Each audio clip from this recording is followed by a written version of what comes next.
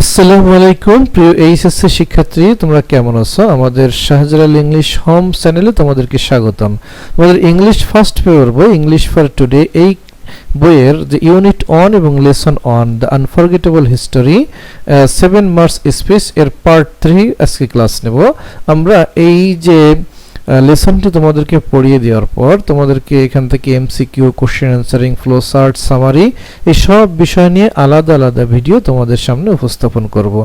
আমরা আজকের লেসনে mister Bhutto came here থেকে শুরু করে দ্য স্ট্রাগল পিসফুলি এই পর্যন্ত আমরা পড়ার চেষ্টা করব। আমরা প্রত্যেকটা লাইন আলাদা আলাদা করে পড়বো, এই জন্য চলো সামনে চলো। এখানে তোমরা দেখতে পাচ্ছ যে mister Bhutto came here, mister Bhutto এখানে এসেছিলেন and he carried out discussion with us, তিনি আমাদের সাথে আলোচনা চালিয়ে গেলেন। এই কথাটা ক্যারিড আউট মানে হচ্ছে চালিয়ে যাওয়া বা সম্পন্ন করা। এর যদি আমরা সিনোনিম বলি আমরা তাহলে বলতে পারি যে ডিসার্জ, ওবে, perform, bring to pass, enact.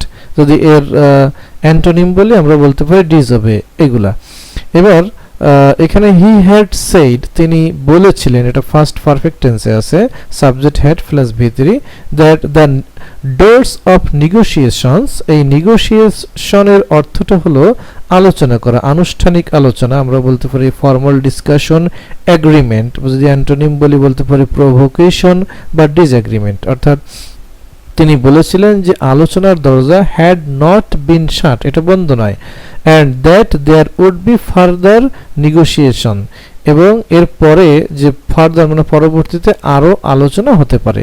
তিনি যে কথাটি বলেছিলেন আমরা এখানে উপস্থাপন করেছি। সামনে চলো।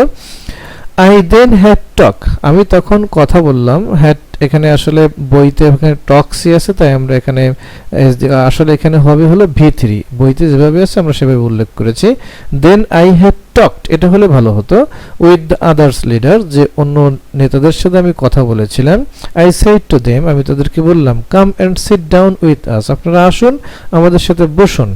লেটস ক্রিয়েট এ কনস্টিটিউশন, এবং চলুন আমরা ক্রিয়েট মানে তৈরি করি, কনস্টিটিউশন মানে হলো কি সংবিধান, ফর আওয়ার সেলফ মানে আমাদের জন্য, থ্রু ডিসকাশন, অর্থাৎ আলোচনার মাধ্যমে আমরা নিজেদের জন্য একটি সংবিধান তৈরি করি বা শাসনতন্ত্র তৈরি করি। Mister Bhutto declare, mister Bhutto তখন ঘোষণা করলেন যে that if west Pakistani members came here, অর্থাৎ পূর্ব এই যে পশ্চিম পাকিস্তানে যে 88 জন যে মেম্বার ছিল, যা আমরা আগের ভিডিওতে বিস্তারিত বলেছি, তোমাদের সেই ভিডিওটা দেখলে বুঝতে সহজ হবে। এই পশ্চিম পাকিস্তানের যে মেম্বাররা কেম হিয়ার, এখানে যদি আসেন, the assembly would end up a slaughter house. এই স্লাটার হাউস মানে হচ্ছে কসাইখানা বা যেখানে জবাই করে, আমরা বলতে পারি বুচারি বা অ্যাবাটর। তো এই অ্যাসেম্বলিটা কসাইখানাতে রূপান্তরিত হবে।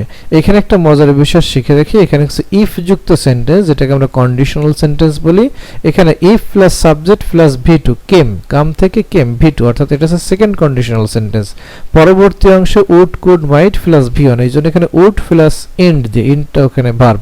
তাহলে এটা আমরা বুঝতে পারলাম যে এটা সেকেন্ড কন্ডিশনাল, যে যদি পশ্চিম পাকিস্তানের মেম্বার এখানে আসতো তাহলে এই যে অ্যাসেম্বলিটা কসাইখানা হতো।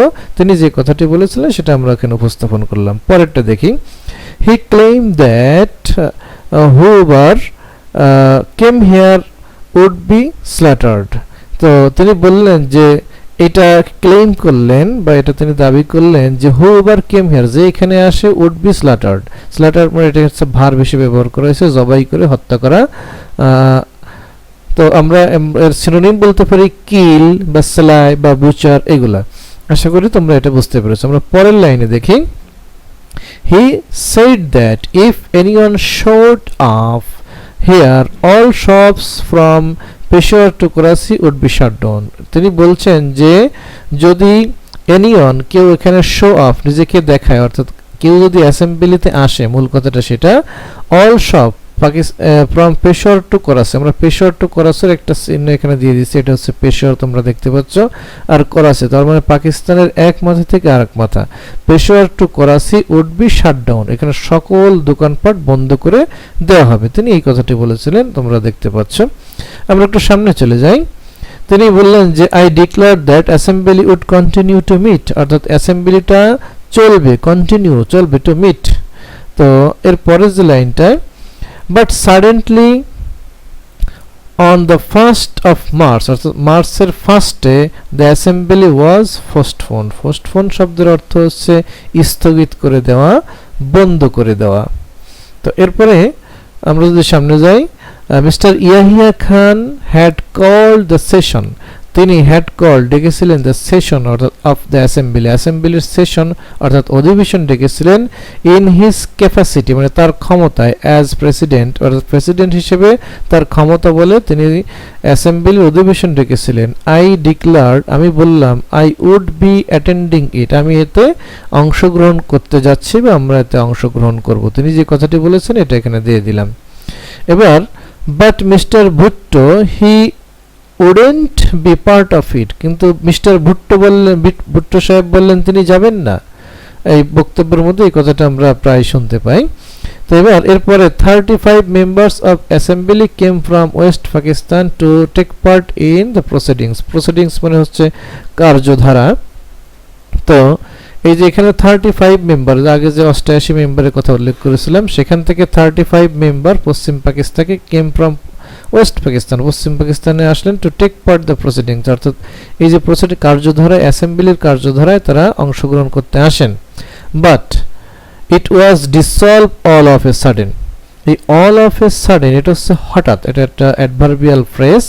আমরা এটাকে যদি সিনোনিম বলি তাহলে বলতে পারি আনএক্সপেক্টেডলি বা সাডেনলি, কুইকলি এগুলো। আর যে ডিসলভ শব্দটা হচ্ছে অর্থাৎ সলভ করা হয়নি এমন অবস্থাটা, যে এখানে তারপর হঠাৎ বন্ধ করে দেওয়া হলো, অর্থাৎ অ্যাসেম্বলিটাকে বন্ধ করে দেওয়া হয়। এরপরে যেটা বলছে দ্য ব্লেম, ব্লেম শব্দের অর্থ হলো দোষ, বা আমরা সিনোনিম বলতে পারি ফল্ট বা সেন্সিওর, বা আমরা অ্যান্টোনিম বলতে পারি approval. The blame was put on the people of Bengal, অর্থাৎ বাংলার মানুষকে দোষ দেওয়া হলো আমাকে। The finger was pointed at me, এখানে কত সুন্দর একটা কথা, এখানে যে বাংলাটা হলো দোষ দেওয়া হলো আমাকে, আর এখানে ট্রান্সলেশনটা করছে এভাবে finger was pointed at me, অর্থাৎ আঙ্গুল আমার দিকে তোলা হলো, এর অর্থ হলো আমাকে দোষ দেওয়া হলো।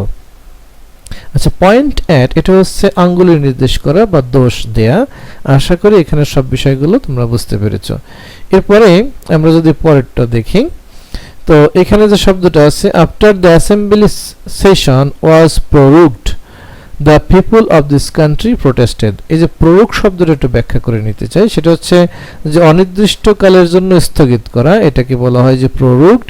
তো এখানে V3 হিসেবে ব্যবহার করা হয়েছে প্যাসিভ সেন্সে। আমরা এটাকে সিনোনিম বলতে পারি ডিসকন্টিনিউ, অ্যাডজার্ন, পোস্টপোন, আর যদি আমরা অ্যান্টোনিম বলি তাহলে আমরা বলতে পারি কন্টিনিউ। এরপরে যে শব্দটা আছে প্রোটেস্টেড, প্রোটেস্টেড এটা তো হচ্ছে প্রতিবাদ করা।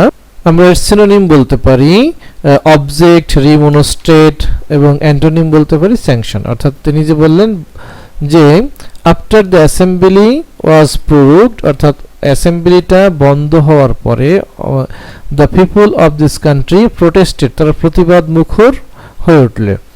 আচ্ছা, এরপরে যে অংশটা আই টোল্ড দেম যে observe the general strike we have called peacefully, আমি বললাম যে শান্তিপূর্ণভাবে আপনারা হরতাল পালন করা। অবজার্ভ মানে হচ্ছে পালন করা, লক্ষ্য করা। আমরা এখানে এর সিনোনিম বলতে পারি সি, নোটিস, ওয়াচ, এবং অ্যান্টোনিম বলতে পারি যে মিস।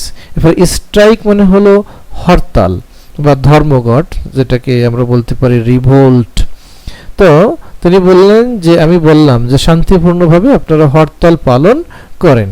এরপরের লাইন দেখি I told them shut down all mills and factories, এটা একটা বাংলা কথার মতো যে শাট ডাউন বন্ধ করে দেন অল মিল এবং factory. People responded to my call, অর্থাৎ রিসপন্ডেড মানে হলো সাড়া দেওয়া, জনগণ রিসপন্ড যেটা হচ্ছে ভার্ব, সাড়া দেওয়া, বা আমরা এর সিনোনিম বলতে পারি অ্যান্সার, অ্যাক্ট ইন, রিপ্লে, বা আমরা বলতে পারি রিপ্লে, আর অ্যান্টোনিম বলতে পারি ইগনোর। তাহলে আই টোল্ড দেম তাদেরকে বললাম shut down all mills and factory, সকল মিল কলকারখানা বন্ধ করে দেন। জনগণ our people respond to my call, আমার ডাকে সাড়া দিল। They came to the street spontaneously, spontaneously এটা একটা অ্যাডভার্ব, এটা হচ্ছে স্বতঃস্ফূর্তভাবে। আমরা এটার সিনোনিম বলতে পারি যে ন্যাচারালি, অটোমেটিক্যালি, উইলিংলি, এগুলা আমরা অ্যান্টোনিম বলতে পারি ফোর্সফুলি, এগুলা। তো জনগণ ইচ্ছায় অর্থাৎ স্বতঃস্ফূর্তভাবে রাস্তায় বেরিয়ে পড়লো। পরের যে লাইনটা, they express their firm determination to carry out the struggle peacefully. They express মানে তারা প্রকাশ করলো, দেয়ার ফ্রেম, এই ফ্রেম মানে হচ্ছে শক্ত, পাকাপোক্ত, দৃঢ়, ডিটারমিনেশন মানে হচ্ছে প্রতিজ্ঞাবদ্ধ, অর্থাৎ দৃঢ় প্রতিজ্ঞা প্রকাশ করলো, টু ক্যারি মানে চালিয়ে নেওয়া, আউট দ্য স্ট্রাগল এই সংগ্রামকে, পিসফুলি শান্তিপূর্ণভাবে। আমরা এতক্ষণ এই অংশটুকু তোমাদেরকে প্রত্যেকটা লাইন আলাদা আলাদা করে পড়িয়ে দিলাম যাতে তোমরা অর্থটা খুব সুন্দরভাবে বুঝতে পারো। পরবর্তী ভিডিওতে আমরা পরের অংশ নিয়ে তোমাদের সাথে দেখা হবে। সেই পর্যন্ত সবাই ভালো থাকো, সুস্থ থাকো, এই শুভকামনায় বিদায় নিচ্ছি আমি শাহ জালাল স্যার। আসসালামু আলাইকুম রহমতুল্লাহ।